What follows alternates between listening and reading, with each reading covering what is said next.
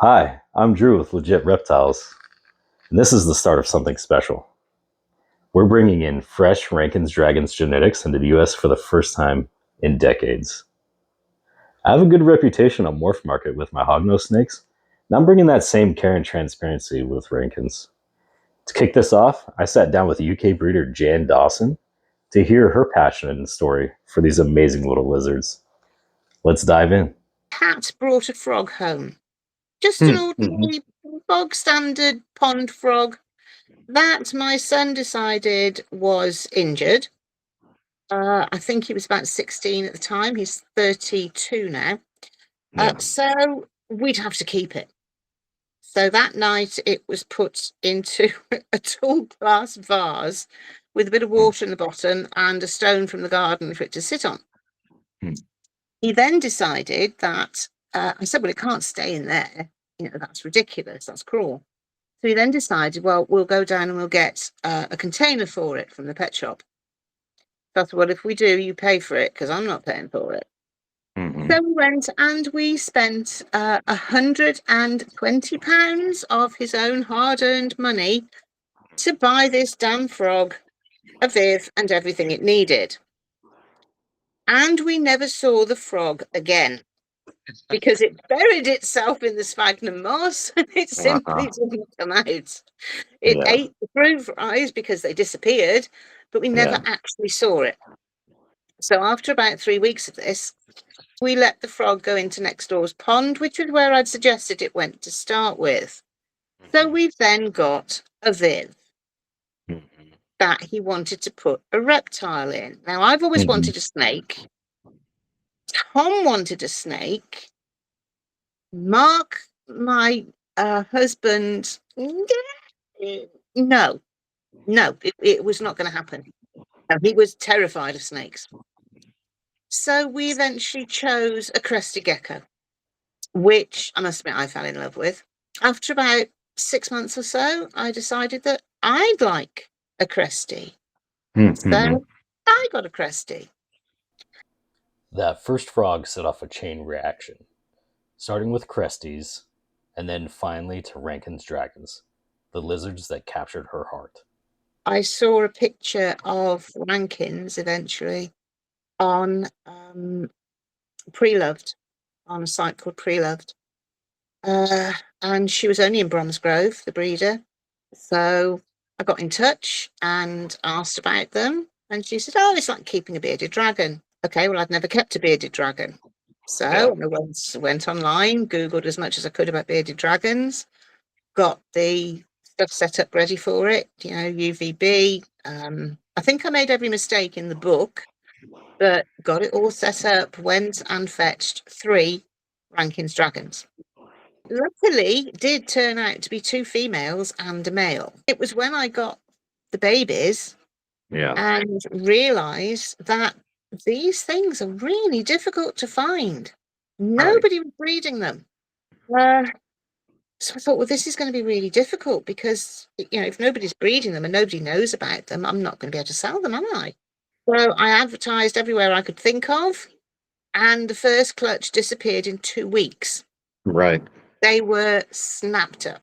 What started as a personal passion quickly became a mission, breeding Rankins and building a community to help new owners succeed. It's taken off since then. I mean, that was what, 5 years ago? This is my 5th year of breeding them. Nice. I started a Facebook group basically to help new owners not make all Yeah. the mistakes that I had to because I couldn't Yeah. find out. Because they are different. And that difference is what makes Rankins so unique. They may look like smaller beardies at first glance, but their care, behavior, and temperament set them apart. From the way they interact with each other to how they bond with keepers, Rankins really are their own species with their own personality. I've never wanted a bearded dragon. They were never anything that really appealed.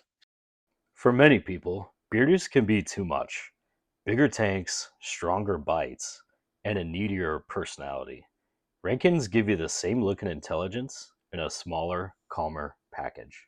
Even for people who are actually a little bit scared of reptiles, Yeah. They're a size that's manageable. What I like about the Rankins is they're Yeah. not like beardies. They are different. They are more mobile. They interact with each other. Even if one's kept separately, they tend to bond a lot better with their owners if they're a single. Like when I had mine, they were that big. Mm-hmm. Yeah, they're now about that big.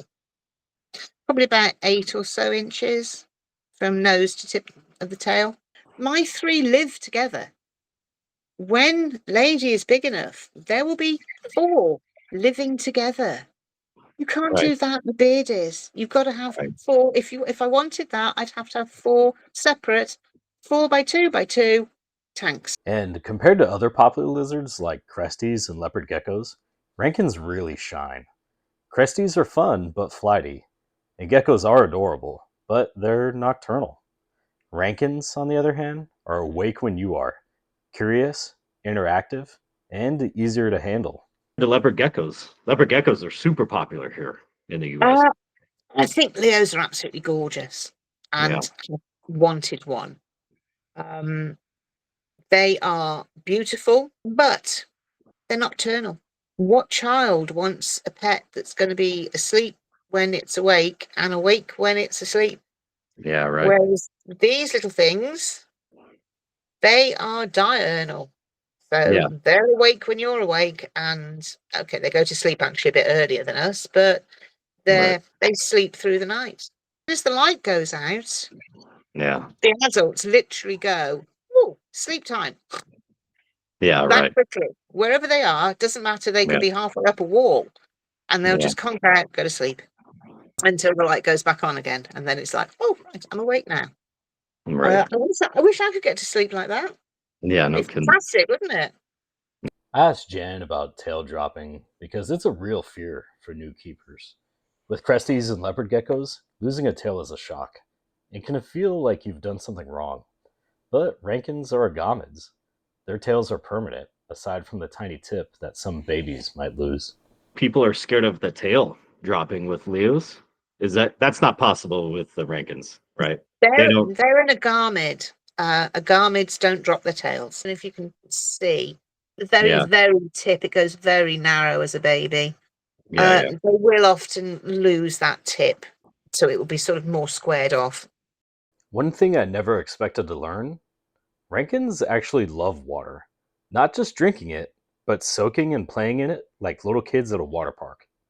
They love a water dish. They don't tend to drink from it, but oh my God, they love swimming in it. And they go nuts. I put a bigger water dish in my adults, Viv, and the first thing they did, it was like watching children at a water park.